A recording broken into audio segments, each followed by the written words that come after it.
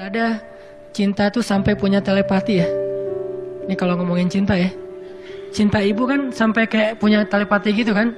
Saya dulu pas di Mesir, rambut saya panjang aja ibu saya minta ditelepon.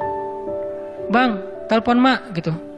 Dia pakai SMS ke teman saya. Terus akhirnya saya cari tempat telepon umum yang murah dulu dari antar negara. Telepon, mak ada apa mak? Abang, mak mimpi abang udah panjang rambut ya? Bener mak, panjang rambut aja ketahuan coba. Kan punya basirah, punya penglihatan yang itu diawali dengan rasa cinta. Abang panjang rambut ya? Ya mak, ya udah potong rambutnya. Siap mak, potong rambutnya. Besok telepon lagi. Kependekan ya potongnya ya. Semuanya dikritisi gitu ya. Artinya ibu itu bisa tahu. Sampai saya sakit ibu bisa tahu. Dan istri juga kayak gitu loh. Karena punya perasaan gitu. Tiba-tiba dia lagi pegang piring, piring jatuh. Kenapa? Suaminya macam-macam misalnya. Ini tuh bahaya tuh. Makanya cinta itu ada, dia ada rasa dan memang wujud gitu. Bukan sekedar kata-kata, misalnya kita ngegombal tentang persaudaraan. Palestina adalah negeri yang kami cintai, atau saudara kami di Suriah. Itu ngegombal ya. Tapi terwujud nggak dalam hati dan perasaan kita? Sampai kita kayak ngerasain kesusahan mereka padahal belum ngelihat postingan di Instagram. Kenapa ya 2 hari ini saya nggak enak makan, nggak enak tidur? Ternyata Palestina lagi di embargo misalnya.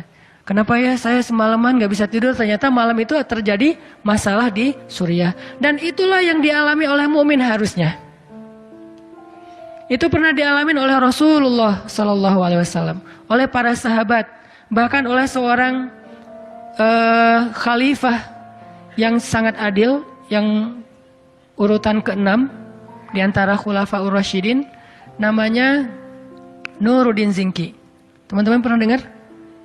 Paling-paling 4 ya. Abu Bakar, Umar, Utsman, Ali. Ada 2 lagi nih Khulafaur Rasyidin. Yang ke-5-nya Umar bin Abdul Aziz, dan yang ke-6 itu namanya Nuruddin Zinki, orang Turki.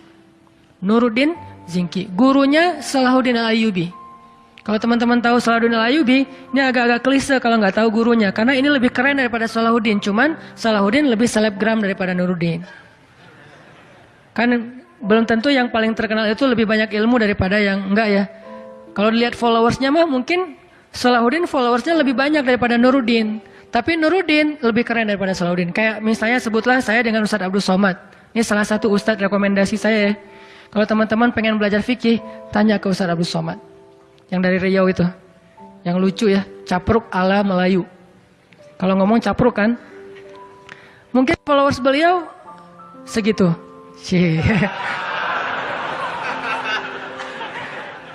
Tapi belum tentu yang followersnya sedikit, ilmunya sedikit. Menurut saya nih, ini jujur bukan saya sok-sok tawadu ya. Ilmu beliau luar biasa, ilmu hadisnya, ilmu Al-Qur'annya, ilmu kitab-kitab fikihnya, tahu sampai halaman-halaman. Walaupun mungkin tidak seterkenal yang lainnya. Ada ustadz yang followersnya 1,1 misalnya. Baru juga segitu ya, udah pamer. Ada yang sampai 17 juta dan segala macam para selebgram Indonesia. Yang jelas belum tentu yang lebih terkenal itu lebih hebat daripada lebih hebat daripada yang nggak terkenal. Nuruddin Zinki, seorang khalifah yang ahli hadis. Beliau menulis kitab hadis riwayat beliau sendiri. Jadi bukan riwayat orang lain, beliau sendiri yang merawikan hadis tersebut. Jadi ini presiden perawi hadis. Coba bayangin, presiden perawi hadis, ilmunya kan banyak banget tuh. Sampai beliau pernah merawikan sebuah hadis tentang Nabi tersenyum setelah menyampaikan hadis itu. Kalau nggak salah istilahnya hadis musalsal. Hadis yang kalau kita baca, kita harus ikut ekspresi Nabi. Kan banyak hadis tuh dibaca dengan nada yang berbeda dengan nada Nabi ya. Sehingga kesannya berubah. Kayak misalnya Nabi nyampein gini, wahai anakku, kata Nabi kepada anak kecil Ibnu Abbas, jagalah Allah, Allah jaga kamu. Nabi ngomongnya gitu. Pas dibaca sama khatib di atas mimbar, wahai anakku, gitu kan ya. Jagalah Allah, sesungguhnya Allah, dan gitu. Jadi berubah kan. Gara-gara berubah nada, kesannya Nabi lagi marah-marah, padahal Nabi gak marah-marah. Nah, hadis ada yang memang kita membacanya dengan ekspresi Nabi. Kalau Nabi senyum, kita bacanya senyum. Kalau Nabi sedih, kita bacanya sedih.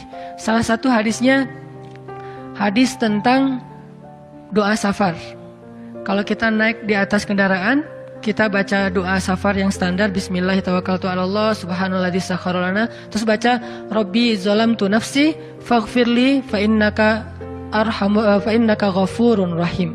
Wahai Tuhanku, aku sudah menzalimi diriku, ampunilah aku, siapa yang bisa mengampuni dosa selain Engkau? Engkau pengampun lagi Maha Penyayang. Lalu tersenyum. Lalu hadis ini disampaikan oleh Ali bin Abi Thalib. Ali pun tersenyum setelah menyampaikan hadis ini. Orang-orang nanya kepada Ali, "Ya Abul Hasan, wahai Ali, kenapa Anda tersenyum?" Kata Ali, "Aku mendengar hadis ini dari Rasulullah SAW dan beliau tersenyum." Lalu aku bertanya, "Kenapa Rasul tersenyum?" Kata Rasulullah, "Aku tersenyum karena Allah tersenyum." Jadi Allah tuh tersenyum kepada hambanya kalau kita baca doa itu. Dulu saya kan pernah ngomong kan, kalau kita beristighfar tuh Allah senyum tuh kan ya. Itu ada hadisnya, cuman gak perlu saya sebutin teksnya. Nah itu salah satunya diriwayatkan oleh Nuruddin Zinki. Sehingga ketika Nuruddin menyampaikan hadis ini, beliau gak tersenyum. Diam aja. Murid-muridnya tahu hadis itu, kemudian bertanya, "Ya Syekh, kenapa Anda tidak tersenyum? Bukankah Rasulullah tersenyum setelah menyampaikan hadis ini?" Kata Nuruddin, "Bagaimana saya akan tersenyum sedangkan negeri muslimin sedang dijajah oleh pasukan salib waktu itu, Dimyat namanya. Sampai segitunya, gak bisa gak tersenyum. Ngelihat makanan, teringat saudaranya di Palestina, di Suriah dan seterusnya. Ini artinya ada hamiyah, ada brotherhood, ada ukhuwah yang memang bukan basa-basi tapi ada di dalam hati mereka. Innamal mu'minuna ikhwah. Sehingga Nabi SAW mengatakan, kalian tidak disebut sempurna imannya sampai mencintai saudaranya seperti dia mencintai dirinya sendiri. Bisa nggak kita ngerasain kayak gitu? Mencintai saudara kita seperti kita mencintai keluarga kita sendiri. Anak-anak yang terusir di Rohingya itu bukan anak orang lain, tapi rasanya buat kita seperti anak kita sendiri. Kalau yang punya anak. Kalau belum, adik-adik kita sendiri. Yang jelas bukan istri kita sendiri ya, itu istri orang gitu. Istri-istri di Rohingya adalah istri saya, bukan. Itu mah beda. Khusus buat anak sama adik kakak gitu ya. Kalau untuk pasangan yang pakai akad dulu baru boleh ngaku-ngaku. Akad juga belum kan? Lamar juga mungkin masih ditolak. Ini teman-teman, berarti kita rasain tidaklah dia sempurna imannya sampai dia mencintai saudaranya seperti dia mencintai diri sendiri. Artinya apa? Sampai dia mencintai orang lain, saudaranya sesama mukmin seperti dia mencintai keluarganya sendiri. Seperti kita mencintai anak kita, adik kita, kakak kita, orang tua kita. Jadi yang terusir, yang sampai meninggal di sungai, meninggal di laut, itu bukan orang lain teman-teman. Harusnya kita ngerasain itu adalah ayah saya, ibu saya, kakak saya, adik saya, anak saya. Kalau udah bisa ngerasain kayak gitu, berarti insya Allah udah punya brotherhood dengan motif iman. Yang tadi tetap dijaga, jangan ditinggalkan. Tadi kita punya brotherhood dengan motif ulin, brotherhood dengan motif hobi. Sekarang brotherhood dengan motif iman. Jadi kita bukan hanya bisa punya rasa ikatan gara-gara sesuatu yang kita senangi aja, tapi punya sebuah ikatan gara-gara sesuatu yang kita yakini, bukan cuma yang kita senangi. Sehingga kita terus berpikir nih ngapain ya, apa yang bisa saya lakukan ya. Saya udah donasi sih, tapi kayaknya ngerasa kurang gitu, ngasih lagi. Kalau perlu saya kayaknya harus ke Suriah. Ngapain? Ngasih solusi konkret. Salah satunya mungkin ini khusus buat yang udah sering ditolak, di sana insya Allah nggak akan ditolak. Banyak banget loh yang perempuan-perempuan yang di sana jadi sendiri, jadi mungkin tidak ada yang ngurus. Kalau teman-teman ngerasa putus asa di Indonesia, ke Suriah insya Allah. Gak ada mertua di sana nanya kamu kerjaannya apa, nggak. Dari mana Indonesia? Yang penting Indonesia aman lah udah. Bawa aja anak saya yang mana nih? Ada 5 anak saya teh, bisa pilih coba. Masya Allah ya. Yang putus asa, tapi saya kira di sini nggak ada yang putus asa. Di atas tuh semuanya pada siap insya Allah.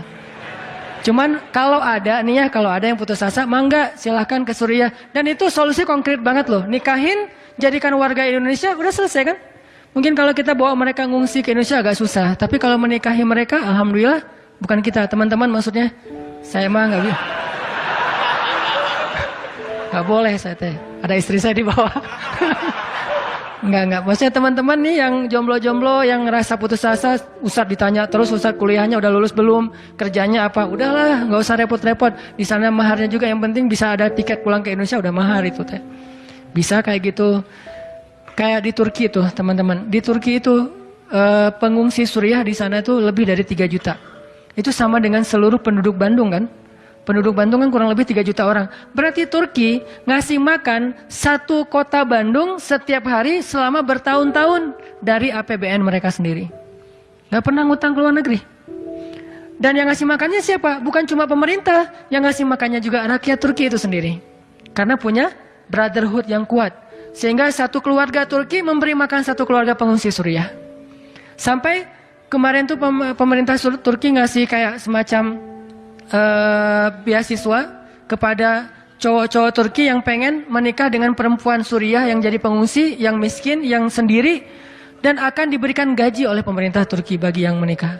Mudah-mudahan pemerintah kita ngasih program kayak gitu insya Allah. Yang menikahi para pengungsi karena perang atau menikahi perempuan-perempuan yang mungkin kurang mampu karena keluarganya diuji dengan kemiskinan, berarti dikasih beasiswa oleh pemerintah. Tinggal berarti perginya ke pelosok-pelosok, ke Garut, ke pelosok Tasik. Ngapain? Pengen dapat beasiswa. Beasiswa pernikahan sebulan 1 juta lumayan lah ya. Untuk hidup berdua. Ustadz gimana hidup berdua sebulan 1 juta? Makanya piringnya jangan 2, 1 aja. Dan itu lebih romantis. Jadi ternyata pengen romantis itu miskin lebih romantis daripada kaya loh. Kaya satu makan di kafe sana, yang satu di restoran sana. Kalau miskin tetap aja sepiring berdua. Satu warung padang, satu nasi padang bungkus, itu berdua. Kalau perlu ikannya cuma telur setengah lagi tuh. Itu juga berdua. Coba bayangin kan romantis banget kan. Air putih 1 gelas berdua, nasi sepiring berdua. Sehingga insya Allah akan Allah berikan keluarga yang jauh lebih nyaman. Nah ini hubungannya siapa ya? Pokoknya gitu deh.